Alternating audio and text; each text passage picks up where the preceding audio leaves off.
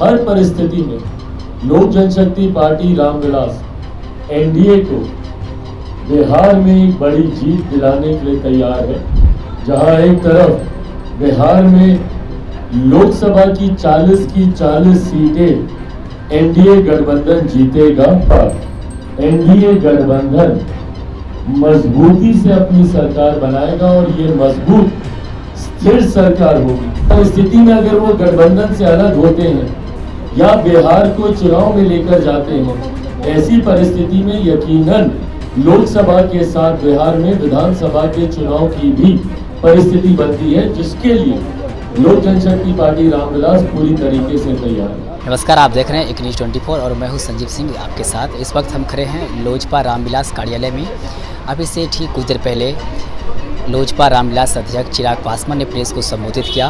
उन्होंने साफ तौर पे जो उनका जो मोटो है बिहार फर्स्ट बिहारी फर्स्ट, इनको लेकर के संकल्प यात्रा की शुरुआत उन्होंने आज मुजफ्फरपुर से करने का ऐलान किया है और ये यात्रा जो है आगे 25 नवंबर को पटना पहुंचेगी और उस दिन इसकी समाप्ति हो जाएगी और फिर 28 नवंबर को पटना के गांधी मैदान में बहुत बड़ा प्रोग्राम करने वाले हैं।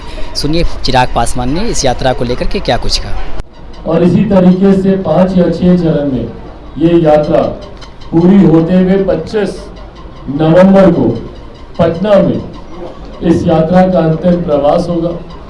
25 नवंबर को पटना में आकर ये यात्रा संपन्न होगी और उसके बाद जैसा मैंने आप लोगों से साझा किया कि 28 नवंबर को पटना के गांधी मैदान में हम लोग बिहार फर्स्ट बिहारी फर्स्ट संकल्प यात्रा हम लोग करेंगे। पुनः इस बात को समाप्त करने से पहले पूरी तरीके से लोक जनशक्ति पार्टी चुनावी मोड में है। चुनाव की तैयारियों को लेकर मजबूती से पार्टी का हर प्रकोष्ठ अपने अपने विंग को अपने अपने प्रकोष्ठ को मजबूत करने का कार्य कर रहा है। चुनाव की जब भी घोषणा होती है, बिहार विधानसभा के चुनाव हो या अगर किसी कारणवश देश के भी चुनाव अगर पहले होते हैं, हर परिस्थिति में लोक जनशक्ति पार्टी रामविलास एनडीए को बिहार में एक बड़ी जीत दिलाने के लिए तैयार है। जहां एक तरफ बिहार में लोकसभा की 40 सीटें एनडीए गठबंधन जीतेगा।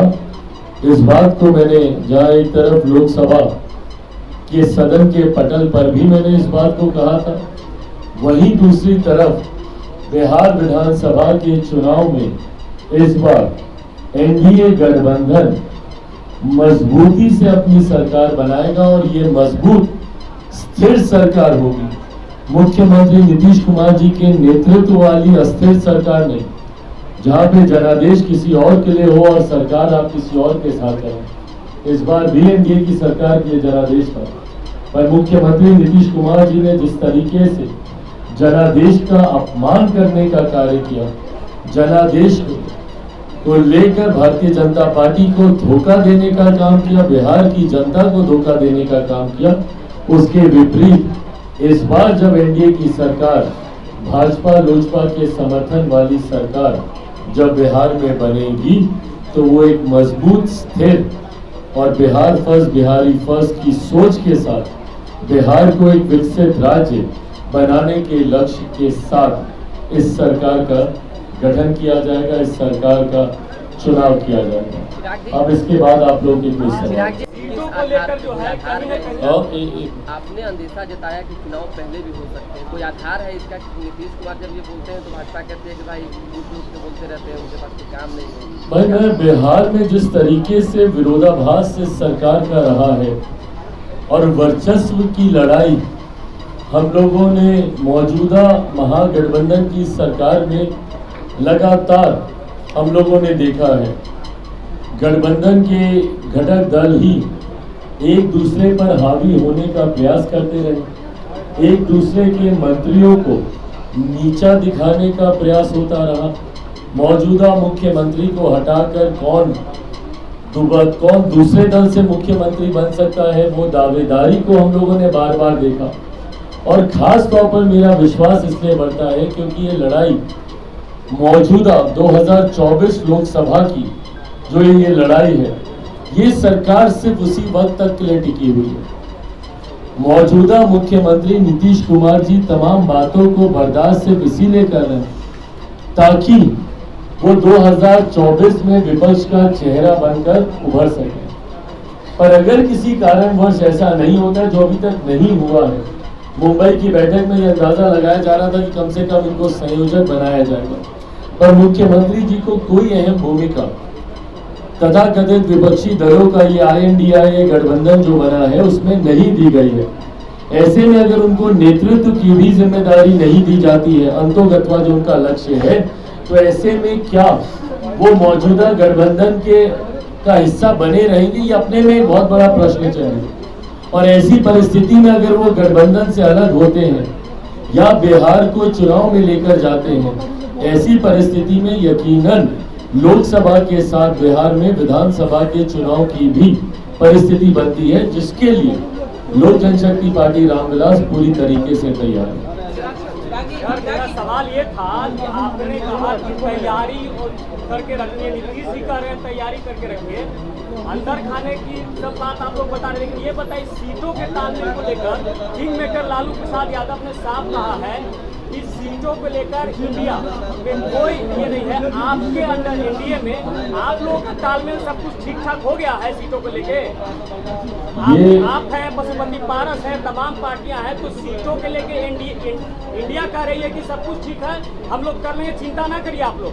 आप अपनी चिंता बताइए, आप क्या करिएगा? तो जैसे उन लोगों ने बिना संख्या सीटों की कोई जानकारी दिए ये विश्वास आपको दिला दिया